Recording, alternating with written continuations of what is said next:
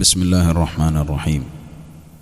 നബിദിനവുമായി ബന്ധപ്പെട്ട് ചില ആളുകൾ സ്വഹാബിമാരെക്കുറിച്ച് പറയാറുള്ള ഒരു കളവിനെക്കുറിച്ചാണ് സൂചിപ്പിക്കാൻ ഉദ്ദേശിക്കുന്നത്.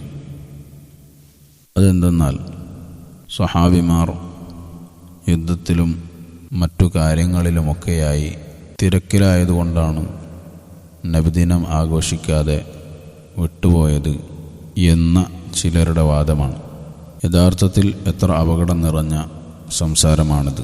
നബി സല്ലല്ലാഹു അലൈഹി വസല്ലമയെ സ്നേഹിക്കാനുള്ള മാർഗം നബിദിനമാണ് എന്ന് പറഞ്ഞിട്ട് ആ നബിദിനം ആഘോഷിക്കാതെ സഹാബിമാർ ഇരിക്കാനുള്ള കാരണം അവർ ജിഹാദിലും മറ്റുമായി തിരക്കിലായി എന്നതാണ് എന്ന് പറയുമ്പോൾ അവരുടെ ജീവിതത്തിലെ കച്ചവടങ്ങൾ ജിഹാദ് കാരണം മുടങ്ങിപ്പോയിട്ടില്ല. കുടുംബപരമായ വ്യവഹാരങ്ങൾ ജിഹാദ് കാരണം മുടങ്ങിപ്പോയിട്ടില്ല. അതുപോലെ അവരുടെ ജീവിതത്തിലെ ദുനിയവിയായ ഒരു വിഷയവും ജിഹാദ് കാരണമോ മറ്റോ ഒന്നും മുടങ്ങിയതായി നമുക്ക് കാണാൻ സാധിക്കുകയില്ല.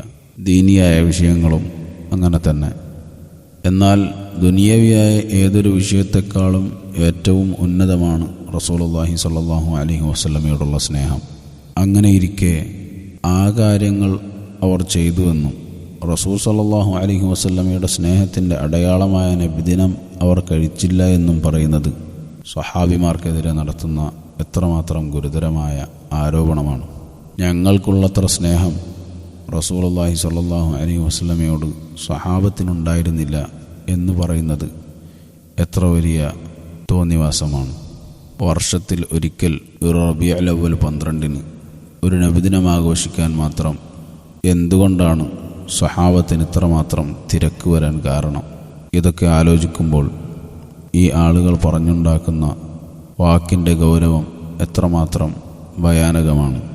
അതിനാൽ ഇത്തരം ചതിക്കുഴികളിൽ വീഴാതെ അല്ലാഹുവിൻ്റെ റസൂൽ സല്ലല്ലാഹു അലൈഹി വസല്ലമയുടെ സുന്നത്തിലേക്ക് മടങ്ങാൻ വേണ്ടി മുസ്ലിമീങ്ങൾ പരിശ്രമിക്കണം എന്ന് ഓർമ്മിപ്പിക്കുകയാണ്. അൽഹംദുലില്ലാഹി റബ്ബിൽ ആലമീൻ.